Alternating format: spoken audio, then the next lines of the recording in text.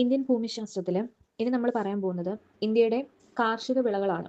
അതായത് കൃഷിയും കൃഷി അധിഷ്ഠിതമായിട്ടുള്ള വ്യവസായങ്ങളെ പറ്റിയിട്ടുമൊക്കെയാണ് നമ്മൾ പറയാനായിട്ട് പോകുന്നത്. അപ്പോൾ ഇന്നത്തെ ക്ലാസ്സിൽ നമ്മൾ പറയുന്നത് കൃഷിയെ പറ്റിയിട്ടാണ്. അതായത് ഇന്ത്യയിലെ കാർഷിക വിളകളെ പറ്റിയിട്ടാണ് പറയാനായിട്ട് പോകുന്നത്. അപ്പോൾ ഇന്ത്യ എന്ന് പറയുന്നത് ഒരു കാർഷിക രാജ്യമാണ്. അതായത് കൃഷി അധിഷ്ഠിതമായിട്ട് ജീവിക്കുന്ന ഒരു കാർഷിക രാജ്യമാണ് ഇന്ത്യ എന്ന് പറയുന്നത്. ഇന്ത്യയുടെ ആകെ ഭൂവിസ്തൃതിയിൽ ഏകദേശം 50 മുതൽ 55% വരെ കൃഷിക്ക് അനുയോജ്യമായിട്ടുള്ള ഒരു ഭൂവിസ്തൃതിയാണ്, അല്ലെങ്കിൽ കൃഷി ചെയ്ത് ജീവിക്കുന്ന ആ ഒരു ഭൂപ്രകൃതി ഉള്ള ഒരു മേഖലയാണ്. അതിൽ 17% സംഭാവനയും GDP-യിൽ കൃഷിയാണ് നൽകുന്നത്. ഇന്ത്യൻ ജനസംഖ്യയുടെ 2/3, അതായത് 2/3 കൃഷിക്ക് വേണ്ടിയിട്ട് മാറ്റി വെച്ചിരിക്കുന്നവരാണ്, അല്ലെങ്കിൽ കൃഷി ചെയ്യുന്നവരാണ്. പിന്നെ വ്യാവസായിക മേഖലയിലെ ഒരു പ്രധാനപ്പെട്ട അസംസ്കൃത വസ്തു എന്ന് പറയുന്നത് കൃഷി ചെയ്ത് കിട്ടുന്ന ഉൽപ്പന്നങ്ങളാണ്. അതായത് കൃഷി ചെയ്ത് കിട്ടുന്ന ഉൽപ്പന്നങ്ങളാണ് വ്യാവസായിക മേഖലയുടെ നട്ടെല്ല് എന്ന് പറയുന്നത്. അതുകൊണ്ട് തന്നെ കൃഷി എന്ന് പറയുന്നത് പ്രാഥമിക മേഖലയിൽ ഉൾപ്പെടുന്ന ഒരു സംരംഭമാണ് കൃഷി എന്ന് പറയുന്നത്. നമ്മുടെ ഇന്ത്യയിലെ കൃഷിയെ സ്വാധീനിക്കുന്ന ഒരുപാട് ഘടകങ്ങളുണ്ട്. പ്രധാനമായിട്ടും ഇന്ത്യയുടെ ഭൂപ്രകൃതി, അതുപോലെ തന്നെ ഇന്ത്യയിലെ ജലലഭ്യത, അതായത് കാലാവസ്ഥ മേഖലകൾ, അതുപോലെ തന്നെ നമ്മൾ ഉപയോഗിക്കുന്ന തരത്തിലുള്ള മനുഷ്യരുടെ ഇടപെടലുകൾ, ജൈവ വൈവിധ്യങ്ങൾ, ഇതെല്ലാം കൃഷിയെ സ്വാധീനിക്കുന്ന ഘടകങ്ങളാണ്. അപ്പോൾ പ്രധാനമായിട്ടും ഇന്ത്യയിൽ കാർഷിക വിളക്കാലങ്ങളുണ്ട്, അതായത് കൃഷി ചെയ്യാൻ അനുയോജ്യമായിട്ടുള്ള കാലഘട്ടങ്ങളുണ്ട്. അപ്പോൾ കൃഷി ചെയ്യുന്ന കാലഘട്ടങ്ങളെ പ്രധാനമായിട്ടും ഇന്ത്യയിൽ കൃഷി ചെയ്യുന്ന കാലഘട്ടങ്ങളെ പ്രധാനമായിട്ടും 3ആയിട്ടാണ് തരംതിരിച്ചിരിക്കുന്നത്. അതായത് കാർഷിക വിളക്കാലം എന്ന് പറഞ്ഞ് 3 കാലങ്ങളായിട്ടാണ് കൃഷി ചെയ്യുന്നത്. ഓരോ പ്രത്യേക തരത്തിലുള്ള വിളകൾ ഓരോ പ്രത്യേക കാലങ്ങളിലാണ് ഇന്ത്യയിൽ കൃഷി ചെയ്യുന്നത്. അപ്പോൾ കൃഷി ചെയ്യുന്ന കാലത്തിന്റെ അടിസ്ഥാനത്തിൽ കാർഷിക കാലങ്ങളെ 3ആയിട്ട് തരംതിരിക്കാം.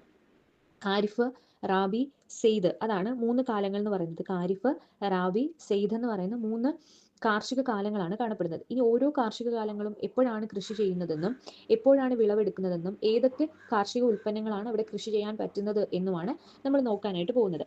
അപ്പോൾ ആദ്യത്തെ കാർഷിക കാലമാണ് ഖാരിഫ് എന്നറിയപ്പെടുന്ന കാർഷിക കാലം.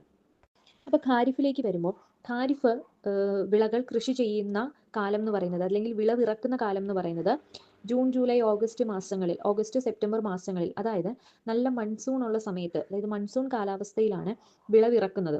അതായത് ഖാരിഫ് വിളവിറക്കുന്നത് മൺസൂൺ കാലാവസ്ഥാ സമയങ്ങളിലാണ്. ജൂൺ, ജൂലൈ, ഓഗസ്റ്റ് മാസങ്ങളിൽ വിളവിറക്കുകയും വിളവെടുക്കുന്ന സമയം എന്ന് പറയുന്നത് മൺസൂണിന്റെ അവസാനത്തോടു കൂടി, അതായത് സെപ്റ്റംബർ സമയങ്ങളിലൊക്കെയാണ്.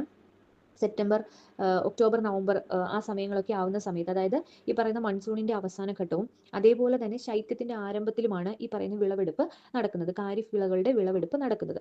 അപ്പോൾ അത്തരത്തിലുള്ള വിളകളാണ് ഖാരിഫ് വിളകൾ എന്ന് പറയുന്നത്. അപ്പോൾ പ്രധാനമായിട്ടും ഖാരിഫ് വിളകളിൽ ഉൾപ്പെടുന്നത് ഈ പറയുന്ന നെല്ല്, അതൊരു നല്ല ഖാരിഫ് വിളയാണ്. അപ്പോൾ നെല്ല്, അതുപോലെ തന്നെ ചോളം, എള്ള്, റാഗി, ജോവർ, ബജ്റ, നിലക്കടല, കരിമ്പ്, പരുത്തി, ഇതൊക്കെ ഖാരിഫ് വിളകൾക്ക് ഉദാഹരണമാണ്. നെല്ല്, ചോളം, റാഗി, ചണം, കരിമ്പ്, നിലക്കടല, പരുത്തി, ജോബർ, ബജ്റ, ഇതെല്ലാം ഖാരിഫ് വിളകൾക്ക് ഉദാഹരണമാണ്. അതായത് പൊതുവെ ഖാരിഫ് വിളകൾ എന്ന് പറയുമ്പോൾ കൂടുതലും തിനവിളകളാണ് ഖാരിഫ് വിളകളായിട്ട് വരുന്നത്. ഖാരിഫ് വിളകളിൽ ഉൾപ്പെടുന്ന ഇനം വിളകളാണ് തിനവിളകൾ എന്ന് പറയുന്നത്. ഖാരിഫ് സമയത്ത് കൃഷി ചെയ്യുന്ന വിളകളാണ്. അപ്പോൾ ഇതാണ് ഖാരിഫിന്റെ പ്രത്യേകത എന്ന് പറയുന്നത്. ഇനി ഈ പറയുന്ന നെല്ലൊക്കെ തന്നെ ഏറ്റവും കൂടുതൽ കൃഷി ചെയ്യുന്നത് നമ്മുടെ ഉത്തരേന്ത്യൻ ഭാഗങ്ങളിലാണ് നെല്ല് കൂടുതലായിട്ടും കൃഷി ചെയ്യുന്നത്. പശ്ചിമ ബംഗാൾ, അതുപോലെ ഉത്തർപ്രദേശ് പോലുള്ള ഉത്തരേന്ത്യൻ സംസ്ഥാനങ്ങളിലാണ് കൂടുതലായിട്ടും നെല്ല് പോലുള്ള ഖാരിഫ് വിളകൾ കൂടുതലായും കൃഷി ചെയ്യുന്നത്. ഇനി അതുപോലെ തന്നെ ഇന്ത്യയുടെ ധാന്യ കലവറ എന്നറിയപ്പെടുന്ന പഞ്ചാബൻ മേഖലകൾ, അല്ലെങ്കിൽ ഉത്തരമഹാസമുദ്രത്തിന്റെ പ്രദേശങ്ങളിലൊക്കെയാണ് ഈ പറയുന്ന ഖാരിഫ് വിളകൾ കൂടുതലായും എന്ത് ചെയ്യുന്നത്, കൃഷി ചെയ്യുന്നതെന്ന് പറയുന്നത്. ഇനി അടുത്ത ഒരു കാർഷിക കാലമാണ് റാബി എന്ന് പറയുന്നത്. അപ്പോൾ റാബി എന്ന് പറഞ്ഞു കഴിഞ്ഞാൽ ഈ ഖാരിഫ് കൃഷി ചെയ്ത് അവസാനിപ്പിച്ച്, അതായത് വിളവെടുത്തതിന് ശേഷം നമ്മൾ വിളവിറക്കുന്ന ഒരു വിളകളാണ് റാബി വിളകൾ എന്ന് പറയുന്നത്. അതായത് റാബി വിളകൾ എന്ന് പറയുമ്പോൾ ഏത് മാസമായിരിക്കും? നവംബർ മുതൽ ഒരു ഫെബ്രുവരി, മാർച്ച് മാസം വരെ കൃഷി ചെയ്യുന്നതാണ് റാബി വിളകൾ എന്ന് പറയുന്നത്. അപ്പോൾ നവംബർ മാസം തൊട്ട് തന്നെ നമ്മൾ റാബി വിളകൾ വിളവിറക്കി തുടങ്ങും. അതാണ് റാബി വിളകൾ. അതായത് ശൈത്യകാല ആരംഭത്തിൽ വിളവിറക്കുന്ന വിളകളാണ് റാബി വിളകൾ. അതായത് കുറച്ചുകൂടി ശൈത്യകാലത്തിന് അനുയോജ്യമായിട്ടുള്ള വിളകളാണ് റാബി വിളകൾ എന്ന് പറയുന്നത്.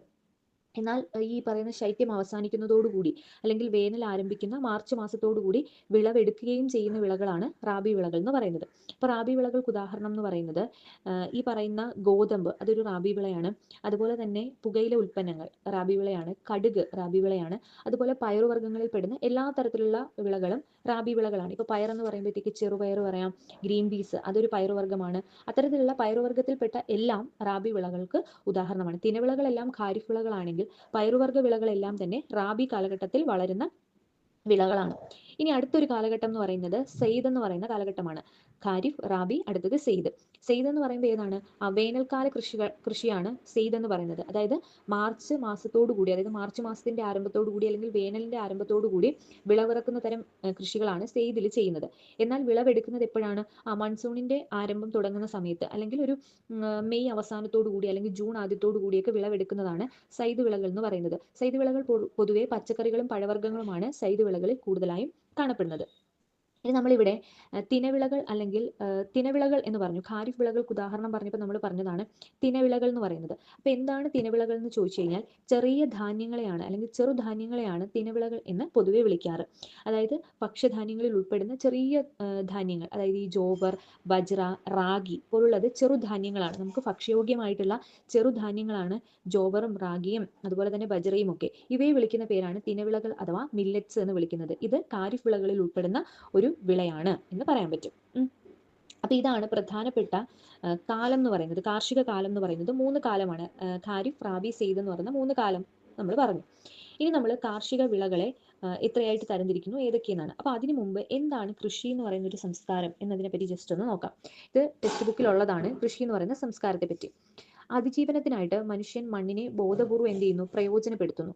അത്തരത്തിൽ പ്രയോജനപ്പെടുത്തി ഒരു സംസ്കാരം ഡെവലപ്പ് ചെയ്തെടുത്തു. അതാണ് കൃഷി എന്ന് പറയുന്നത്.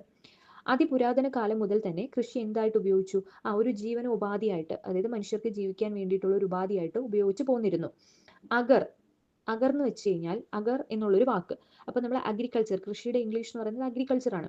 അഗ്രികൾച്ചർ സ്പ്ലിറ്റ് ചെയ്യുമ്പോൾ നമുക്ക് മനസ്സിലാവും അഗർ എന്ന് പറയുന്ന ഒരു വേർഡും ഉണ്ട്, അതിനകത്ത് കൾച്ചർ എന്ന് പറയുന്ന വേർഡും ഉണ്ട്. അപ്പൊ ഈ അഗർ, കൾച്ചർ എന്നീ 2 ലാറ്റിൻ പദങ്ങളിൽ നിന്നാണ് അഗ്രികൾച്ചർ എന്ന ഇംഗ്ലീഷ് പദം എന്ത് ചെയ്തത്? രൂപപ്പെട്ട് വന്നത്. അഗർ എന്ന് പറയുന്ന വാക്കിന് അർത്ഥം എന്ന് പറയുന്നത് കര അഥവാ ലാൻഡ് എന്നാണ് അർത്ഥം. എന്നാൽ കൾച്ചർ എന്ന് പറയുന്ന വാക്കിന് അർത്ഥം എന്ന് പറയുന്നത് കൃഷി അഥവാ കൾട്ടിവേഷൻ ആണ്. അപ്പോൾ കരയിൽ കൾട്ടിവേറ്റ് ചെയ്യുക അല്ലെങ്കിൽ കരയിൽ കൃഷി ചെയ്യുക എന്നുള്ള ഒരു അർത്ഥത്തിലാണ് അഗ്രികൾച്ചർ എന്നുള്ള ഒരു വാക്ക് ജനറേറ്റ് ചെയ്ത് വന്നത്. അഗ്രികൾച്ചർ എന്ന് പറയുന്ന ഒരു ഇംഗ്ലീഷ് വേർഡ് ജനറേറ്റ് ചെയ്ത് വന്നത്. ലാറ്റിനിൽ അഗ്രികൾച്ചർ എന്നാൽ കൃഷി എന്നാണ് അർത്ഥം. അപ്പൊ അങ്ങനെയാണ് നമുക്ക് ഈ പറയുന്ന അഗ്രികൾച്ചർ എന്ന് പറയുന്ന വേർഡ് ഇംഗ്ലീഷിലേക്ക് കൊണ്ടുവന്നത്.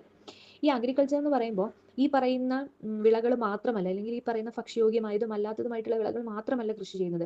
ഇപ്പൊ നമ്മൾ പഴങ്ങൾ കൃഷി ചെയ്യുന്നു, പുഷ്പകൃഷി നടത്തുന്നുണ്ട്, അതുപോലെ കന്നുകാലി വളർത്തൽ നടക്കുന്നുണ്ട്, വിവിധങ്ങളായിട്ടുള്ള ഫാമുകൾ നടത്തുന്നുണ്ട്, അതുപോലെ തന്നെ മൃഗങ്ങളെ, വിവിധ തരത്തിലുള്ള മൃഗങ്ങളെ വളർത്തുന്നുണ്ട്, വനവൽക്കരണം നടത്തുന്നുണ്ട്, മത്സ്യം വളർത്തുന്നുണ്ട്. ഇതെല്ലാം കൃഷിയാണ്. ഇപ്പൊ നമ്മൾ പറയുമ്പോൾ മത്സ്യകൃഷി, കന്നുകാലി പരിപാലനം, അതും ഒരു കൃഷി മേഖലയായിട്ടാണ് അല്ലെങ്കിൽ കൃഷിയുടെ പരിധിയിൽ പെടുന്ന ഒന്നായിട്ടാണ്, ഒരു സംരംഭമായിട്ടാണ് ഉൾപ്പെടുത്തിയിരിക്കുന്നത്. ഇനി നമ്മൾ കാർഷിക വിളകളിലേക്ക് വരികയാണ്. അപ്പൊ ഇന്ത്യയിലെ കാർഷിക വിളകളിലേക്ക് വരുമ്പോൾ പ്രധാനപ്പെട്ട കുറച്ച് ഇന്ത്യയിലെ കാർഷിക വിളകളും അതുമായിട്ട് ബന്ധപ്പെട്ട സംരംഭങ്ങളും മാത്രമേ നമ്മൾ നോക്കുന്നുള്ളൂ. അപ്പൊ കാർഷിക വിളകളിലേക്ക് വരുമ്പോൾ പ്രധാനമായിട്ടും കാർഷിക വിളകളെ 2ആയിട്ട് ക്ലാസിഫൈ ചെയ്യാം. ഭക്ഷ്യവിളകളും നാണ്യവിളകളും എന്ന് പറഞ്ഞ് 2ആയിട്ട് ക്ലാസിഫൈ ചെയ്യാം. ഇപ്പൊ ഭക്ഷ്യവിളകൾ എന്ന് പറയുമ്പോൾ പൊതുവെ നമുക്ക് നേരിട്ട്, അതായത് ഈ വിളകൾ ഡയറക്റ്റ് ആയിട്ട് നമുക്ക് ആഹാരത്തിൽ ഉൾപ്പെടുത്താനായിട്ട് പറ്റും. അതായത് ഭക്ഷ്യവസ്തുക്കളായിട്ട് നേരിട്ട് ഉപയോഗിക്കാൻ പറ്റുന്ന വിളകളാണ് ഭക്ഷ്യവിളകൾ എന്ന് പറയുന്നത്. അതേസമയം നാണ്യവിളകൾ എന്ന് പറയുന്നത് നമുക്ക് നേരിട്ട് ഉപയോഗിക്കാൻ പറ്റത്തില്ല. കാരണം നമുക്ക് ഉപയോഗിച്ച് എന്തെങ്കിലും ഒരു വ്യാവസായിക ആവശ്യത്തിന് വേണ്ടിയിട്ട് നമുക്ക് ഉപയോഗിക്കാൻ പറ്റും. വാണിജ്യ വ്യാവസായിക ആവശ്യങ്ങൾക്ക് വേണ്ടിയിട്ട് നമുക്ക് ഉപയോഗിക്കാൻ പറ്റുന്ന വിളകളാണ് നാണ്യവിളകൾ എന്ന് പറയുന്ന കാറ്റഗറിയിലേക്ക് വരുന്നത്. ഈ ഭക്ഷ്യവിളകളാണ് നെല്ല്, ഗോതമ്പ്, ചോളം, റാബി, തിന. ഇതൊക്കെ എന്താണ്? പയറുവർഗ്ഗങ്ങൾ. ഇതൊക്കെ ഭക്ഷ്യവിളകളാണ്, നമുക്ക് ഡയറക്റ്റ് ആയിട്ട് ഉപയോഗിക്കാൻ പറ്റുന്നവയാണ്. എന്നാൽ നാണ്യവിളകൾ എന്ന് പറയുമ്പോൾ റബ്ബർ, അതുപോലെ തന്നെ പരുത്തി, ചണം, കരിമ്പ്, ഇതൊക്കെ നാണ്യവിളകളാണ്. അത് വ്യാവസായിക പ്രാധാന്യമുള്ള വിളകളാണ്. സുഗന്ധദ്രവ്യങ്ങളൊക്കെ തന്നെയാണെങ്കിലും വ്യാവസായിക പ്രാധാന്യമുള്ള നാണ്യവിളകളാണെന്ന് പറയാൻ പറ്റും. ഇനി നമുക്ക് ഓരോ ഭക്ഷ്യവിളകളെ പറ്റി ആദ്യം നോക്കാം. അപ്പോൾ ഭക്ഷ്യവിളകളിൽ ഒന്നാമത്തേതാണ് നെല്ല്. അപ്പം ഏറ്റവും കൂടുതലായിട്ട് ഉൽപ്പാദിപ്പിക്കുന്ന അല്ലെങ്കിൽ ഏറ്റവും കൂടുതലായി ഇന്ത്യയിൽ കൃഷി ചെയ്യുന്ന ഒരു ഭക്ഷ്യവിളയാണ് നെല്ലെന്ന് പറയുന്നത്. അല്ലെങ്കിൽ ഇന്ത്യയിൽ ഏറ്റവും കൂടുതൽ പ്രദേശത്ത് കൃഷി ചെയ്യുന്ന ഒരു കാർഷിക വിളയാണ് നെല്ലെന്ന് പറയുന്നത്. നെല്ല് ഏത് വിളയാണ്? ഒരു ഖാരിഫ് വിളയാണ്. അപ്പൊ അതുകൊണ്ട് തന്നെ അതിന്റെ കാലാവസ്ഥ എങ്ങനെയാണെന്ന് നമുക്ക് മനസ്സിലാക്കാൻ പറ്റും. നെല്ല് ഖാരിഫ് വിളയാണ്. അതായത് മിതമായിട്ടുള്ള ഊഷ്മാവും, അതായത് അത്യാവശ്യം മിതമായിട്ടുള്ള ഊഷ്മാവും നല്ല വാർഷിക വർഷപാതവും വേണം. അതായത് നല്ല മഴ ലഭിക്കുന്ന പ്രദേശത്തും ആയിരിക്കണം നെൽകൃഷി ചെയ്യുന്നത്. ഇനി നെൽകൃഷി ഏറ്റവും അനുയോജ്യമായിട്ടുള്ള മണ്ണെന്ന് പറയുന്നത് എക്കൽ മണ്ണാണ്. നെൽകൃഷി കൂടുതലായിട്ടും കാണപ്പെടുന്നത് ഉത്തരേന്ത്യൻ സമതല പ്രദേശങ്ങളാണ്, അല്ലെങ്കിൽ ഉത്തരമഹാസമതല പ്രദേശങ്ങളിൽ, അല്ലെങ്കിൽ ഉത്തരേന്ത്യൻ പ്രദേശങ്ങളിലാണ്. ഉത്തർപ്രദേശ്, ബീഹാർ പോലുള്ള ഉത്തരേന്ത്യൻ പ്രദേശങ്ങളിലാണ് നെൽകൃഷി കൂടുതലായിട്ടും കാണപ്പെടുന്നത്. പഞ്ചാബ് പോലുള്ള പ്രദേശങ്ങളിലാണ് നെൽകൃഷി കൂടുതലായിട്ടും കാണപ്പെടുന്നത്. ഉത്തരേന്ത്യയിൽ ഏറ്റവും കൂടുതലായി നെല്ല് കൃഷി ചെയ്യുന്ന സംസ്ഥാനം എന്ന് പറയുന്നത് പശ്ചിമ ബംഗാളാണ്. എന്നാൽ ദക്ഷിണേന്ത്യയിലേക്ക് വരുമ്പോൾ, നമ്മുടെ അയൽപക്കത്തേക്ക് വരുമ്പോഴത്തേക്ക് അവിടെ കൂടുതലായും നെൽകൃഷി ചെയ്യുന്ന സംസ്ഥാനം ഏതാണെന്ന് ചോദിച്ചു കഴിഞ്ഞാൽ ആന്ധ്രാപ്രദേശാണ്. കാരണം നമ്മുടെ കേരളം ഉൾപ്പെടുന്ന സംസ്ഥാനങ്ങളൊക്കെ ആന്ധ്രയിലെ നെല്ലാണ് കൂടുതലായിട്ടും ഡിപ്പെൻഡ് ചെയ്യുന്നതെന്ന് പറയാൻ പറ്റും. അപ്പോൾ ഇതാണ് നെല്ലെന്ന് പറയുന്നത്. നെല്ലിന് ഒരു അത്യാവശ്യം ഉയർന്ന താപനിലയും അതുപോലെ തന്നെ മൺസൂൺ കാലാവസ്ഥ അല്ലെങ്കിൽ ഈ വാർഷിക വർഷപാതം കൂടി നിൽക്കുന്ന ഒരു കണ്ടീഷനിലാണ് നെൽകൃഷി ചെയ്യുന്നത്. കൂടുതലും നല്ലതെന്ന് പറയുന്നത് എക്കൽ മണ്ണ്, എക്കൽ നിക്ഷേപമുള്ള മണ്ണാണ് കൂടുതലും നെൽകൃഷിക്ക് അനുയോജ്യമായിട്ട് കാണപ്പെടുന്നത്. അപ്പോൾ അതാണ് ഒന്നാമത്തെ വിള എന്ന് പറയുന്നത്. ഏറ്റവും കൂടുതൽ ഉൽപ്പാദനമുള്ള ഒരു വിളയാണ് നെൽകൃഷി എന്ന് പറയുന്നത്. അടുത്ത ഭക്ഷ്യവിളയിലേക്ക് വരാം. നെല്ല് കഴിഞ്ഞാൽ അടുത്തത് ഏറ്റവും പ്രധാനപ്പെട്ട ഒന്നാണ് ഗോതമ്പ് എന്ന് പറയുന്നത്. അപ്പോൾ ഗോതമ്പ് എന്ന് പറയുന്നത് ഇന്ത്യയിൽ ഏറ്റവും കൂടുതൽ കൃഷി ചെയ്യുന്ന രണ്ടാമത്തെ വിളയാണ് ഗോതമ്പ് എന്ന് പറയുന്നത്. എന്നാൽ ഇന്ത്യയിൽ ഏറ്റവും കൂടുതൽ കൃഷി ചെയ്യുന്ന റാബി വിള ഏതാണെന്ന് ചോദിച്ചു കഴിഞ്ഞാൽ അതാണ് ഗോതമ്പ് എന്ന് പറയുന്നത്. ഗോതമ്പ് ഒരു റാബി വിളയാണ്. അപ്പോൾ പൊതുവെ ശൈത്യകാലമാണ് ഗോതമ്പിന് അനുയോജ്യം. അതായത് മിതോഷ്ണ മേഖല, അതായത് ഊഷ്മാവ് വളരെ കൂടുതലും ആകാൻ പാടില്ല, എന്നാൽ കുറവും ആകാൻ പാടില്ല. ഒരു ശൈത്യം, ഒരു നല്ല തണുത്ത മേഖലയാണ് ഗോതമ്പ് കൃഷിക്ക് അനുയോജ്യം. ഇവിടെ ഗോതമ്പ് കൃഷിയും ഉത്തരേന്ത്യൻ മേഖലയിലാണ് കൂടുതലായും കാണപ്പെടുന്നത്. ഉത്തരേന്ത്യൻ മേഖല എന്ന് പറയുമ്പോഴത്തേക്ക് ആ പറയുന്ന പഞ്ചാബ്, പഞ്ചാബ് മേഖല, പഞ്ചാബ് ഉത്തർപ്രദേശ് മേഖലകളിലൊക്കെ തന്നെയാണ് ഈ പറയുന്ന ഗോതമ്പ് കൃഷിയും കൂടുതലായിട്ട് കാണപ്പെടുന്നത്. കാരണം അവിടുത്തെ കാലാവസ്ഥയും കൂടുതൽ അതിന് അനുയോജ്യമാണ്, ശൈത്യവിളയാണ്. അപ്പോൾ ഒരു ശൈത്യകാലം ഗോതമ്പ് ഉൽപാദനം നടക്കാൻ വേണ്ടി അനുയോജ്യമായിട്ടുള്ള കാലമാണ്. അപ്പോൾ അതുകൊണ്ട് ആ പ്രദേശങ്ങളിലാണ്, ഉത്തരേന്ത്യൻ പ്രദേശങ്ങളിലാണ് കൂടുതലും ഗോതമ്പ് കൃഷി കൂടുതലായും കാണപ്പെടുന്നത്.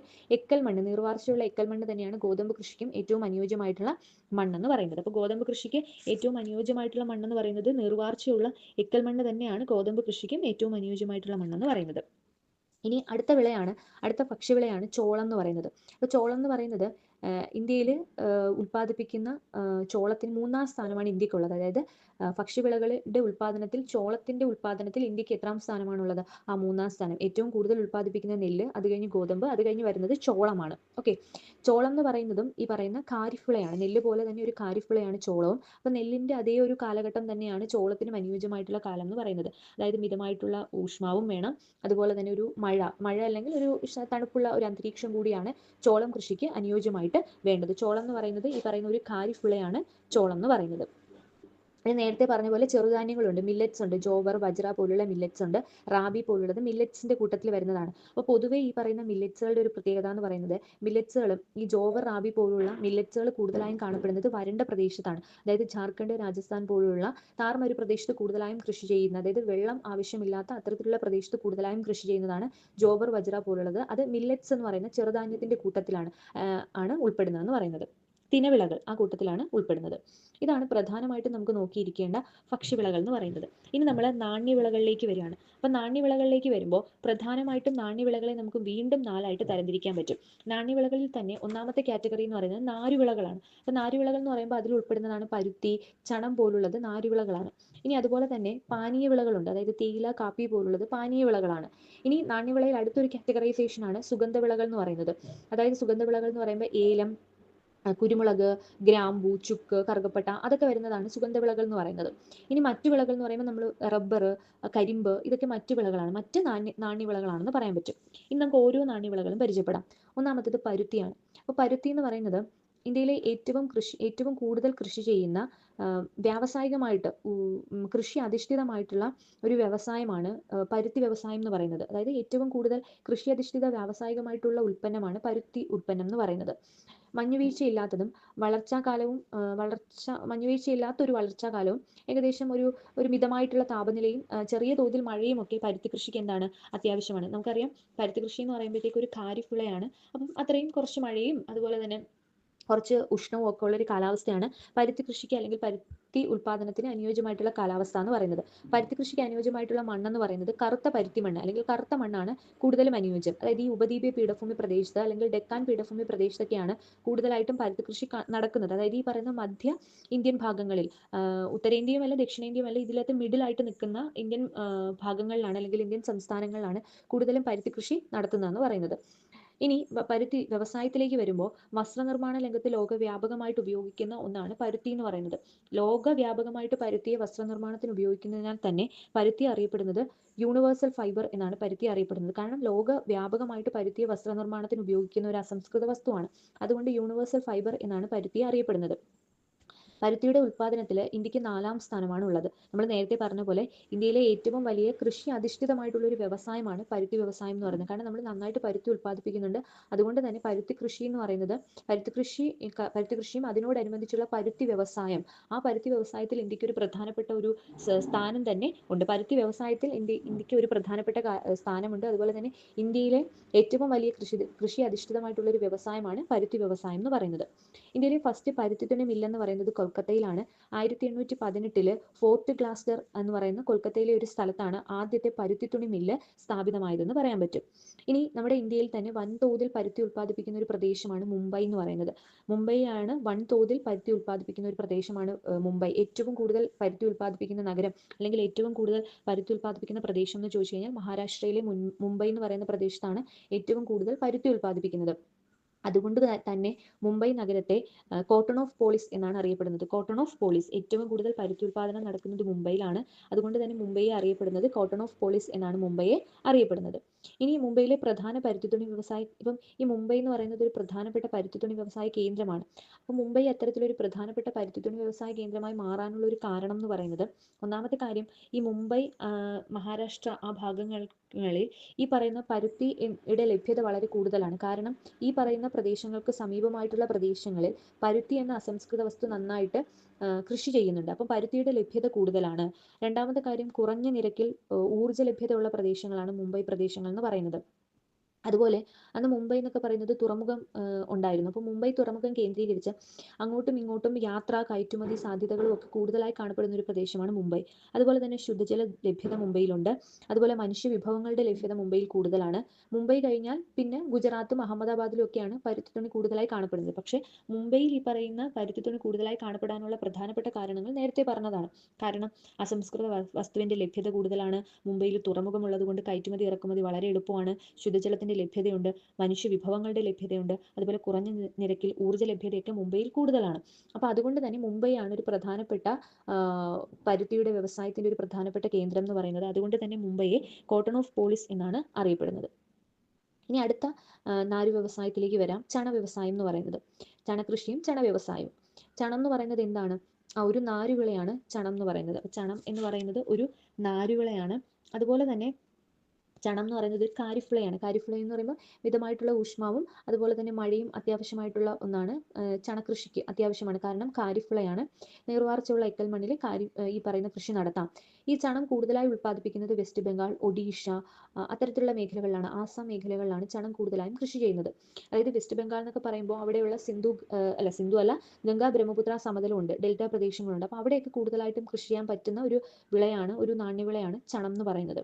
താരതമ്യേന വില കുറഞ്ഞ നാരുവിളയായതിനാൽ ഇന്ത്യയിൽ ഉൽപ്പാദിപ്പിക്കുന്ന ചണനാരിനും ഉൽപ്പന്നങ്ങൾക്കും അന്താരാഷ്ട്ര വിപണിയിൽ എന്ത് ചെയ്യുന്നുണ്ട്? വളരെയധികം പ്രാധാന്യമുണ്ട്. കാരണം വിലക്കുറവാണ് ചണങ്ങൾക്ക്. അപ്പോൾ അതുകൊണ്ട് തന്നെ ഇന്ത്യയിലെ ചണങ്ങൾക്ക് അന്താരാഷ്ട്ര വിപണിയിൽ നല്ല പ്രാധാന്യമുണ്ട്. ചണ ഉൽപ്പാദനത്തിൽ ഇന്ത്യക്ക് ലോകത്ത് തന്നെ 2ാം സ്ഥാനമാണുള്ളത്. പരുത്തി ഉൽപ്പാദനത്തിൽ ഇന്ത്യക്ക് 4ാം സ്ഥാനമാണെങ്കിൽ ചണത്തിന്റെ ഉൽപ്പാദനത്തിൽ ലോകരാഷ്ട്രങ്ങളുമായിട്ട് കമ്പയർ ചെയ്യുമ്പോൾ ഇന്ത്യക്ക് എത്രാം സ്ഥാനമാണുള്ളത്? 2ാം സ്ഥാനമാണ് ഉള്ളത്. അത്രയും പ്രാധാന്യപ്പെട്ട ഒന്നാണ് ഇന്ത്യയുടെ ചണങ്ങൾ എന്ന് പറയുന്നത്. ഇനി അടുത്തത് നമ്മൾ പാനീയ വിളകളിലേക്ക് വരികയാണ്. അപ്പോൾ പാനീയ വിളകൾ വരുമ്പോൾ തേയില, കാപ്പി പോലുള്ളതാണ് പാനീയ വിളകൾ. അതായത് നമുക്ക് ഇത് ഉപയോഗിച്ചുകൊണ്ട് പലതരത്തിലുള്ള പാനീയങ്ങൾ ഉണ്ടാക്കി കുടിക്കാനായിട്ട് പറ്റും. അപ്പോൾ അതിലൊന്നാണ് തേയില എന്ന് പറയുന്നത്. അപ്പോൾ തേയില എന്ന് പറയുന്നത് ഒരു തോട്ടവിള കൂടിയാണ്. പാനീയ വിളയാണ്, തോട്ടവിളയാണ്. അത്യാവശ്യം മഞ്ഞ്, അതായത് ശൈത്യം ഉള്ള ഒരു കാലാവസ്ഥയിൽ വളരാൻ പറ്റുന്ന ഒരു വിളയാണ് തേയില എന്ന് പറയുന്നത്. അതായത് ഈ പറയുന്ന മലഞ്ചെരിവുകളിലും കുന്നിൻ ചെരിവുകളിലും പർവ്വത പ്രദേശങ്ങളിലും പശ്ചിമഘട്ട മേഖലകളിലൊക്കെ ഉള്ള പർവ്വത പ്രദേശങ്ങളിലും ഒക്കെ നന്നായിട്ട് കൃഷി ചെയ്യാൻ പറ്റുന്ന ഉയർന്ന പ്രദേശങ്ങളിൽ, സമുദ്രനിരപ്പിൽ നിന്നും താരതമ്യേന ഉയർന്ന പ്രദേശങ്ങളിലും മലഞ്ചെരിവുകളിലും ജൈവാംശം കൂടിയ മണ്ണിൽ കൃഷി ചെയ്യാൻ പറ്റുന്ന ഒരു തോട്ടവിളയാണ് തേയില എന്ന് പറയുന്നത്. അപ്പോൾ തേയില കൂടുതലായും കൃഷി ചെയ്യുന്ന ഇന്ത്യൻ സംസ്ഥാനം ഏതാണെന്ന് ചോദിച്ചു കഴിഞ്ഞാൽ ആസാമാണ്. അപ്പോൾ തേയിലയ്ക്ക് പേരുകേട്ട ഇന്ത്യൻ സംസ്ഥാനം എന്ന് പറയുന്നത് ആസാം തേയില അല്ലേ. അപ്പോൾ ആസാം, വെസ്റ്റ് ബംഗാൾ, അതുപോലെ തന്നെ കേരളത്തിലേക്ക് വന്നു കഴിഞ്ഞാൽ കേരളത്തിലെ ഇടുക്കി, വയനാട് പോലെയുള്ള ഉയർന്ന പ്രദേശങ്ങളിലാണ് ഈ പറയുന്ന തോട്ടവിളയായിട്ടുള്ള തേയില കൃഷി ചെയ്യുന്നതെന്ന് പറയുന്നത്. ഈ പറയുന്ന തേയില ആദ്യമായിട്ട് കൃഷി ചെയ്യാൻ ആരംഭിച്ചത് ബ്രഹ്മപുത്ര താഴ്വരയിലാണ്. കാരണം ഈ വെസ്റ്റ് ബംഗാളിൻ്റെയൊക്കെ ഭാഗത്തും അതുപോലെ ആസാമിൻ്റെ ഭാഗത്തും ഒക്കെയാണ് ആദ്യമായിട്ട് തേയില കൃഷി ചെയ്യാനായിട്ട് തുടങ്ങിയത്. അടുത്ത പാനീയ വിളയാണ് കാപ്പി എന്ന് പറയുന്നത്. അപ്പോൾ കാപ്പി എന്ന് പറയുന്നതും ഒരു തോട്ടവിളയാണ്, അതൊരു പാനീയ വിളയാണ്. ദക്ഷിണേന്ത്യയിൽ മാത്രമാണ് കൂടുതലും കാപ്പി കൃഷിയുള്ളത്. അതായത് കർണാടക, തമിഴ്നാട് തമിഴ്നാട്, കേരളം പോലുള്ള സംസ്ഥാനങ്ങളിലാണ് സാധാരണയായിട്ട് ഈ കാപ്പി കൃഷി, തോട്ടവിളയായിട്ട് കാപ്പി കൃഷി ചെയ്യുന്നത്. അത്യാവശ്യം മിതമായ താപനിലയും അത്യാവശ്യം ഉയർന്ന രീതിയിലുള്ള തണുപ്പും ഒക്കെ അത്യാവശ്യമായിട്ടുള്ള ഒരു കൃഷി വിളയാണ് കാപ്പി എന്ന് പറയുന്നത്. അതുപോലെ തന്നെ കാപ്പിയും തേയില പോലെ തന്നെ ഉയർന്ന ഭൂപ്രദേശങ്ങളിൽ, പശ്ചിമഘട്ട ഭാഗങ്ങളിലും ഉയർന്ന മലഞ്ചെരിവുകളിലും ഉയർന്ന ഭൂപ്രദേശങ്ങളിലും സാധാരണ കൃഷി ചെയ്യുന്നതാണ് കാപ്പി എന്ന് പറയുന്നത്. അപ്പോൾ കാപ്പി കൃഷി എന്ന് പറഞ്ഞാൽ സാധാരണ കൂടുതലായും കാണപ്പെടുന്ന ദക്ഷിണേന്ത്യൻ പ്രദേശങ്ങളിലാണെന്ന് പറഞ്ഞു. അതായത് കർണാടക, കേരളം, തമിഴ്നാട് പോലുള്ള സംസ്ഥാനങ്ങളിലാണ് കൂടുതലായിട്ടും കാപ്പി കൃഷി ചെയ്യുന്നത്. അതിൽ തന്നെ ഏറ്റവും കൂടുതൽ കാപ്പി കൃഷി ചെയ്യുന്നത് കർണാടകയിലാണ്. കർണാടകയിലാണ് കൂടുതലായിട്ടുള്ള കാപ്പി ഉൽപാദനം നടക്കുന്നത്. ഇനി അതുപോലെ തന്നെ അറബിക്ക എന്നറിയപ്പെടുന്നത് ഏറ്റവും മുന്തിയ ഇനം കാപ്പിയാണ് അറബിക്ക എന്ന് പറയുന്നത്. അപ്പോൾ അറബിക്ക എന്ന് പറയുന്നത് മുന്തിയ ഇനം ഒരു കാപ്പിയാണ് അറബിക്ക എന്ന് പറയുന്നത്. ഈ അറബിക്ക മുന്തിയ ഇനം കാപ്പി വിഭാഗമാണ്. അത് അന്താരാഷ്ട്ര വിപണിയിൽ ഏറ്റവും കൂടുതൽ ആവശ്യക്കാരുള്ളത് ഈ പറയുന്ന അറബിക്ക എന്ന് പറയുന്ന കാപ്പി ഇനത്തിനാണ്. ആകെ ഉൽപാദനത്തിൽ മൂന്നിൽ 2 ഭാഗവും കർണാടകയിൽ നിന്നാണ് കാപ്പി ഉൽപാദനം നടത്തുന്നത്. അപ്പോൾ ആകെ നമ്മൾ ഉൽപ്പാദിപ്പിക്കുന്ന കാപ്പിയുടെ, അതായത് കേരളം, തമിഴ്നാട്, കർണാടകയിലൊക്കെ കാപ്പി ഉൽപ്പാദിപ്പിക്കുന്നുണ്ട്. അതിനകത്ത് 3/2 ഭാഗവും ഉൽപ്പാദിപ്പിക്കുന്നത് കർണാടകയിലാണ്. അപ്പോൾ ഏറ്റവും കൂടുതൽ കാപ്പി ഉൽപാദനം നടക്കുന്ന ഇന്ത്യൻ സംസ്ഥാനം ഏതാണെന്ന് ചോദിച്ചു കഴിഞ്ഞാൽ കർണാടകയാണ്. ഓക്കെ, അപ്പോൾ ഇതാണ് പാനീയ വിളയായിട്ടുള്ള അല്ലെങ്കിൽ തോട്ടവിളയായിട്ടുള്ള തേയിലയും കാപ്പിയെ സംബന്ധിച്ചിടത്തോളം. ഇനി നമ്മൾ പറയുന്നത് സുഗന്ധവിളകളിലേക്കാണ്. സുഗന്ധവിള എന്ന് പറയുമ്പോൾ ഏലം, കുരുമുളക്, ജാതി, ഗ്രാമ്പൂ, ഇഞ്ചി ഇതൊക്കെയാണ് സുഗന്ധവിളകൾ എന്ന് പറയുന്നത്. അപ്പോൾ ഇവ പൊതുവെ പശ്ചിമഘട്ട മലനിരകളിൽ കൂടുതലായും കൃഷി ചെയ്ത് വരുന്നവയാണ് സുഗന്ധവിളകൾ എന്ന് പറയുന്നത്. ഇപ്പോൾ നമ്മൾ കേരളത്തിലേക്ക് വന്നാൽ കേരളത്തിലെ വയനാട്, അതുപോലെ തന്നെ ഹൈറേഞ്ച് മേഖലകൾ, ഇടുക്കി പോലുള്ള മേഖലകളിലൊക്കെ ഈ പറയുന്ന ഏലം, കുരുമുളക്, ജാതി, ഗ്രാമ്പൂ പോലുള്ളത് കൂടുതലായും എന്ത് ചെയ്യുന്നുണ്ട്, കൃഷി ചെയ്യുന്നുണ്ട്. നീർവാർച്ചയുള്ളതും ജൈവാംശമുള്ളതും ആയിട്ടുള്ള വനമണ്ണ്, അതുപോലെ പർവ്വതമണ്ണ്, ഇതൊക്കെ ഈ പറയുന്ന സുഗന്ധവിളകൾക്ക് അനുയോജ്യമാണ്. കുറച്ച് മിതോഷ്ണമായിട്ടുള്ളതും അതുപോലെ തന്നെ നല്ല ശൈത്യമുള്ള പ്രദേശങ്ങളിൽ, അത്യാവശ്യം നല്ല ശൈത്യമുള്ള പ്രദേശങ്ങളിലും ഒക്കെ ഈ പറയുന്ന സുഗന്ധവിളകൾ നല്ല രീതിയിൽ വളരുന്നതായിട്ട് കാണാൻ പറ്റും. ഇനി അടുത്ത നമ്മൾ ബാക്കിയുള്ള വിളകളിലേക്ക് വരികയാണ്, ബാക്കിയുള്ള നാണ്യവിളകളിലേക്ക് വരികയാണ്. കരിമ്പ്, അതായത് കരിമ്പ് കൃഷിയും കരിമ്പിൽ നിന്നുള്ള പഞ്ചസാര ഉൽപ്പാദനവുമായിട്ട് ബന്ധപ്പെട്ടിട്ടുള്ള കാര്യങ്ങളാണ് പറയുന്നത്. അപ്പോൾ കരിമ്പെന്ന് പറയുമ്പോൾ അത്യാവശ്യം ഒരു ഖാരിഫ് വിളയാണ് കരിമ്പെന്ന് പറയുന്നത്. ഉഷ്ണമേഖലയും അതുപോലെ കുറച്ച് മഴയൊക്കെ കിട്ടുന്ന പ്രദേശങ്ങളിലാണ് കരിമ്പ് കൃഷിക്ക് അനുയോജ്യമായിട്ടുള്ള പ്രദേശങ്ങൾ എന്ന് പറയുന്നത്. കരിമ്പെന്ന് പറയുമ്പോൾ കറുത്ത മണ്ണ്, എക്കൽ മണ്ണ്, ഇതൊക്കെ കരിമ്പ് കൃഷിക്ക് അനുയോജ്യമായിട്ടുള്ള മണ്ണിനമാണ്. കരിമ്പ് ഉൽപ്പാദനത്തിൽ ഇന്ത്യ എന്ന് പറയുന്നത് 2ാം സ്ഥാനത്താണ് ഉള്ളത്. ഇന്ത്യയിലെ തന്നെ ഉത്തർപ്രദേശാണ് കരിമ്പ് ഉൽപ്പാദനത്തിൽ ഏറ്റവും കൂടുതൽ കോൺട്രിബ്യൂഷൻസ് വഹിക്കുന്നത്. ഉത്തർപ്രദേശാണ്. അതായത് ഉത്തർപ്രദേശിൽ തന്നെ കരിമ്പ് അതുപോലെ പഞ്ചസാര ഉൽപ്പാദനത്തിലും ഏറ്റവും 1ാം സ്ഥാനം എന്ന് പറയുന്നത് ഉത്തർപ്രദേശ് എന്ന് പറയുന്ന സംസ്ഥാനമാണ്. പഞ്ചസാരയിൽ നിന്നാണ് പഞ്ചസാരയിൽ നിന്നല്ല, കരിമ്പിൽ നിന്നാണ് പഞ്ചസാരയും ശർക്കരയും എന്ത് ചെയ്യുന്നത്, നിർമ്മിക്കുന്നത്. അപ്പോൾ ഇത് രണ്ടും കരിമ്പിൽ നിന്നാണ് നിർമ്മിക്കുന്നതെന്ന് പറയാൻ പറ്റും. ഇനി അടുത്തൊരു നാണ്യവിളയാണ് റബ്ബർ എന്ന് പറയുന്നത്. അപ്പോൾ റബ്ബർ എന്ന് പറയുന്നത് ഏറ്റവും പ്രധാനമായിട്ട് റബ്ബറിനെ പറ്റി ആലോചിക്കേണ്ടത്, കേരളത്തിൽ ഏറ്റവും കൂടുതൽ കൃഷി ചെയ്യുന്ന ഒരു നാണ്യവിളയാണ് റബ്ബർ എന്ന് പറയുന്നത്. അതായത് കേരളത്തിലെ ഊഷ്മാവ് എന്ന് പറയുമ്പോൾ ഏകദേശം 25 ഡിഗ്രി മുതലുള്ള ഊഷ്മാവ്, ആ താപനിലയും അത്യാവശ്യം നല്ല വാർഷിക വർഷപാതം 105 സെന്റിമീറ്ററിലേറെ വാർഷിക വർഷപാതവുമുള്ള പ്രദേശങ്ങളിൽ കൃഷി ചെയ്യാൻ പറ്റുന്ന ഒരു നാണ്യവിളയാണ് റബ്ബർ എന്ന് പറയുന്നത്. അപ്പോൾ റബ്ബർ ഏറ്റവും കൂടുതൽ കൃഷി ചെയ്യുന്നത് കേരളത്തിലെ തന്നെ കോട്ടയം ജില്ലയിലാണ് ഏറ്റവും കൂടുതലായിട്ട് റബ്ബർ കൃഷി നടത്തുന്നത്.